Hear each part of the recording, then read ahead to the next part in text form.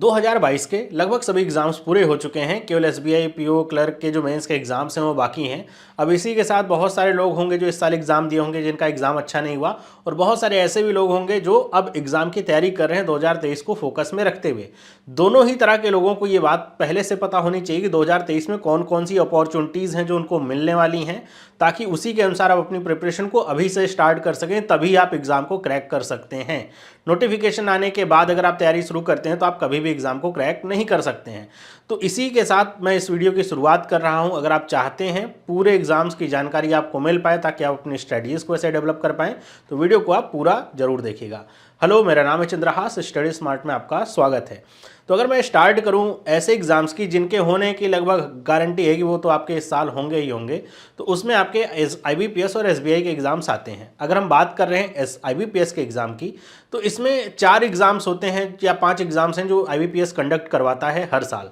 हम बात करें तो सबसे पहले होता है IBPS RRB क्लर्क का एग्जाम, जिसे ऑफिस असिस्टेंट के नाम से भी जाना जाता है। IBPS RRB PO, IBPS clerk और IBPS PO, और IBPS एक एग्जाम होता है SO का, स्पेशलिस्ट ऑफिसर का। तो ये 5 एग्जाम्स हैं जो आपके होंगे आपके आने वाले समय में। और अगर हम बात करें SBI के एग्जाम्स की, तो SBI भी आपके इसी तरह के एग्जाम्स कंडक्ट कराता है। SBI क्लर्क, जिसको जूनियर एसोसिएट भी कहा जाता है, SBI PO का exam, SBI CBO, SBI SO और SBI अप्रेंटिसशिप का भी एग्जाम होता है। तो ये आपके मेन एग्जाम है IBPS और SBI के, जिनकी आपको तैयारी करनी होती है। इसके अलावा कुछ और एग्जाम्स होते हैं जो बैंक से ही रिलेटेड हैं, जो आपके होने वाले हैं 2023 में। उनमें कुछ एग्जाम्स हैं, जैसे आपका एक एग्जाम है RBI असिस्टेंट का, जिसका एग्जाम अभी इसी साल के शुरुआत के समय में होने की संभावना है। RBI ग्रेड B का एग्जाम है, और इसी के साथ साथ इंश्योरेंस सेक्टर के एग्जाम में LIC AAO और LIC ADO का जो एग्जाम है वो आपका होने वाला है।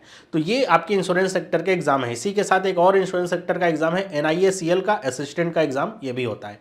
तो ये जो एग्जाम है आपके बैंक से रिलेटेड हैं। और भी कई सारे एग्जाम्स होते हैं, जैसे NABARD grade A grade B का एग्जाम हो गया, और इसके साथ साथ आपका SIDBI का जो एग्जाम होता है वो भी इसी में होता है। ECGC ESIC के जो एग्जाम्स होते हैं वो भी आपके 2023 में होंगे। और अगर हम बैंक से रिलेटेड एग्जाम्स को छोड़ दें तो और कई सारे एग्जाम्स हैं, जैसे SSC की अगर मैं बात करूं तो SSC का SSC CGL CHSL CPO MTS जो एग्ज़ाम है आपके होने वाले हैं। और अगर रेलवे की बात करें तो रेलवे का NTPC ALP और ग्रेड D का जो ग्रुप D का जो एग्ज़ाम होता है वो भी आपका होगा। और रेलवे में तो बात कही जा रही है कि काफ़ी भारी वैकेंसीज आने वाली हैं रेलवे के एग्जाम्स को देखते हुए। तो अगर आप तैयारी करें तो अपनी तैयारी शुरू कर दीजिए, क्योंकि वैकेंसी आएगी तो आपकी तैयारी ही मैटर करेगी, क्योंकि उसमें कंपटीशन बहुत ज़्यादा रहता है।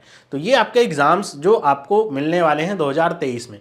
अगर मैं आपको एक टेंटेटिव टाइमलाइन बता सकूँ कि कब ये एग्जाम्स होंगे, तो अगर हम बात कर रहे हैं ऐसे एग्जाम्स की, जैसे आपका इंश्योरेंस सेक्टर के जो भी एग्जाम्स हो गए, LIC का एग्जाम हो गया, NIACL का एग्जाम हो गया, या फिर जनरल इंश्योरेंस का अगर कोई आपका एग्जाम आ जाता है तो वो आपका, या फिर हम RBI के एग्जाम्स की बात करें जैसे असिस्टेंट का एग्जाम हो गया, तो ये आपके शुरुआत के 4 महीने में होने की इनकी संभावनाएं रहती हैं। मतलब जनवरी फरवरी मार्च अप्रैल में ये आपको मिल जाते हैं देखने के लिए, इनका नोटिफिकेशन और जो इनका एग्जाम होता है। वहीं जो बाकी के एग्जाम्स हैं पूरे SBI के जो एग्जाम्स हो गए, SBI clerk PO SO CBO और IBPS का RRB क्लर्क RRB PO और क्लर्क का जो एग्ज़ाम हो गया, SO का एग्ज़ाम हो गया, ये बाकी के 8 महीनों में आपके होते हैं।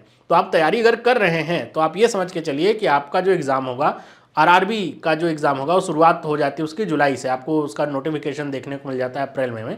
तो जून जुलाई से वो एग्जामिनेशन आपके शुरू होते हैं, फिर एक के बाद एक आपके एग्जाम आते हैं। हर महीने आपको एग्जाम देना पड़ेगा, और अगर आप तैयारी अपनी शुरुआत में नहीं रखेंगे तो बाद में सोचने का मौका ही नहीं मिलता। आपको हर महीने हर 10 से 15-20 दिन पे आपको एक एग्जाम देना पड़ता है। तो तैयारी अगर कर रहे हैं तो एकदम शुरुआत कर दीजिए इसकी। अगले साल अगर आपको एग्जाम निकालना है तो उसकी शुरुआत आपको आज से ही करनी चाहिए, क्योंकि जो आप इस साल छूट गया है या जो आपको कमजोरियां अपनी पता चली हैं उसको स्ट्रॉन्ग करने का समय यही है। फिर आप तो आगे चल करके एग्जाम्स देते रहेंगे, मॉक देते रहेंगे, प्रैक्टिस क्लासेस करते रहेंगे, आप आसानी से एग्जाम को निकाल पाएंगे। तो वीडियो बनाने का माध्यम का उद्देश्य मेरा यही था, इस वीडियो के माध्यम से आपको ये पता चल सके कौन से एग्जाम्स आपके होने वाले हैं।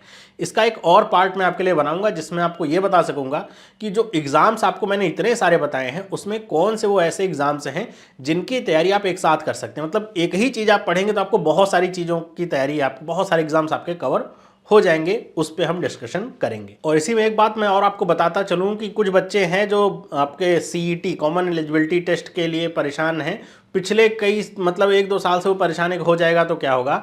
तो अभी उसके होने की कोई संभावनाएं नहीं है। आपको जो IBPS का कैलेंडर है वो आपको जनवरी के मिड में देखने को मिलेगा, तो वहाँ से आपके एग्जामिनेशन तय हो जाएंगे, क्योंकि अभी उसको लेकर के सिलेबस क्या रहेगा, कैसे एग्जामिनेशन होंगे, कुछ पक्का नहीं है। तो ऐसे एट रैंडम ऐसे नहीं दे दिया जाएगा कि हाँ 1 महीने में आपको बता दिया जाएगा सिलेबस रहेगा और 1 महीने के बाद आपका एग्जाम होगा। तो उसके चक्कर में मत पड़िए, अपनी तैयारी करिए। उसमें भी अगर वो हो भी जाएगा तब भी जो आप अपने सब्जेक्ट या अपने एग्जाम की तैयारी करेंगे उसी के अनुसार ही आप मेंस एग्जाम लिख पाएंगे, उसमें कोई भी बदलाव ऐसा होगा नहीं। तो आपको अगर ये वीडियो अच्छी लगी है तो वीडियो को लाइक करिए, आपके क्या विचार हैं आप कमेंट करके बताइएगा जरूर, और इस वीडियो को शेयर करें। और इस तरह की जानकारी अगर आप चाहते हैं तो चैनल को सब्सक्राइब कर लीजिए ताकि कुछ भी आपसे छूटे नहीं। मिलता हूं आपसे अगली वीडियो में, तब तक के लिए सभी को बाय।